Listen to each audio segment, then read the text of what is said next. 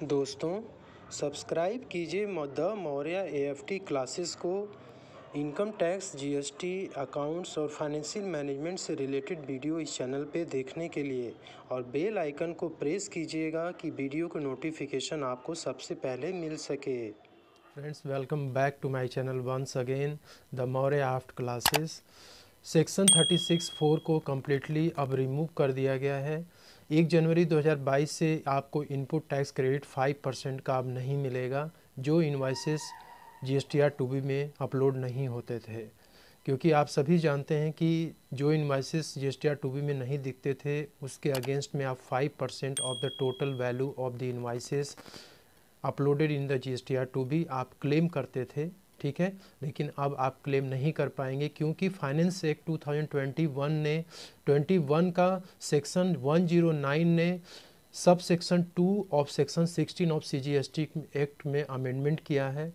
वो अमेंडमेंट क्या है, पहले तो हम ये समझते हैं कि सेक्शन 16(1) क्या होता है। सेक्शन 16(1) में ऐसे सप्लायर को मेंशन किया गया है जो कि इनपुट टैक्स क्रेडिट लेने के लिए एलिजिबल है, subject to certain condition and restrictions, ठीक है।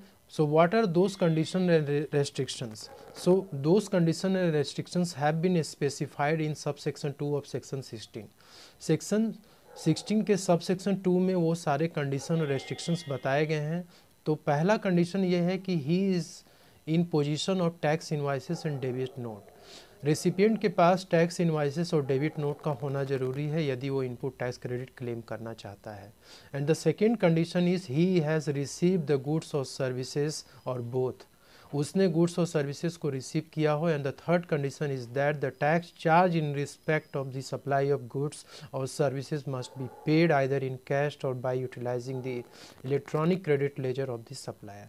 सप्लायर ने जो टैक्स चार्ज किया है उन गुड्स और सर्विसेज की सप्लाई पर, उस टैक्स को उसे गवर्नमेंट को पे करना पड़ेगा, चाहे वो कैश में पे करे या फिर अपने इलेक्ट्रॉनिक क्रेडिट लेजर को यूटिलाइज करके। And the fourth condition is that the supplier has filed his return under section 39। Section 39 के तहत उसे अपने रिटर्न फाइल करने चाहिए और वो रिटर्न है GSTR 1। सो ये कंडीशंस स्पेसिफाइड हैं सेक्शन 16 के सब सेक्शन 2 में, लेकिन उसमें जो पहला क्लॉज है A, जो कि he is in position of tax invoices and debit note, उस क्लॉज A में कुछ चेंजेस किए गए हैं, वो चेंजेस हम देखने जा रहे हैं। So section 109 of finance act 2021 के द्वारा जो सेक्शन 16 ऑफ सब सेक्शन 2 CGST एक्ट 2017 का जो अमेंडमेंट किया गया है, उस अमेंडमेंट को इन्फोर्स करने के लिए, उसको इफ़ेक्ट में लाने के लिए गवर्नमेंट ने यहाँ पे नोटिफिकेशन नंबर 39/2021 को जारी कर दिया है, जिसका कि डेट 21 दिसंबर 2021 है। इसमें गवर्नमेंट ने 1 जनवरी 2022 को ये डेट फिक्स किया है, जिस डेट से सेक्शन 109 में जो चेंजेस किए गए हैं, सेक्शन 109 के द्वारा जो चेंजेस किए गए हैं सेक्शन 16 ऑफ सब सेक्शन 2 में, वो 1 जनवरी 2022 से अप्लीकेबल हो जाएगा। यानी आपको बहुत ही केयरफुल रहना है जब आप अपने दिसंबर का रिटर्न जब आप फाइल करेंगे जनवरी में, क्योंकि अब आप क्लेम नहीं कर पाएंगे उन इनवाइसेस पे इनपुट टैक्स क्रेडिट जो कि आपके GSTR 2B में नहीं दिखते हैं। सो बी श्योर कि आप अपने सप्लायर से हमेशा टच में रहिए कि उसने क्या क्या इनवाइसेस अपलोड किया है और क्या नहीं किया है। जो इनवाइसेस अपलोड नहीं किए गए उसका इनपुट टैक्स क्रेडिट अब आप नहीं ले पाएंगे। इनकेस यदि आप गलत इनपुट टैक्स क्रेडिट अपने GSTR 3B में क्लेम करते हैं तो आपको इन नोटिस GST डिपार्टमेंट के द्वारा आ सकता है।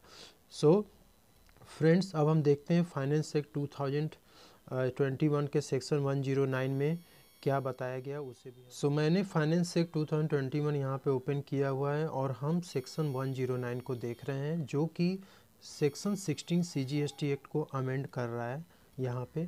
तो इस अमेंडमेंट में क्या बताया गया है कि सब सेक्शन 2 ऑफ सेक्शन 16 उसका जो क्लॉज A है, जो हमने बताया था कि क्लॉज A में ये बताया गया है कि यदि आपको इनपुट टैक्स क्रेडिट क्लेम करना है तो उसका पहला कंडीशन ये है कि you must have the tax invoice and debit note.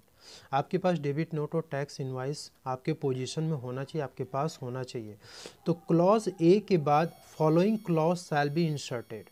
Clause A के बाद देखिए कौन सा क्लॉज इंसर्ट किया जा रहा है, AA इंसर्ट किया जा रहा है, जिसमें ये बताया गया है कि द डिटेल्स ऑफ इनवाइस और debit note refer to in clause A clause A में जो भी टैक्स इनवाइस और डेबिट नोट रेफर किया गया है has been furnished by the supplier in the statement of outward supply.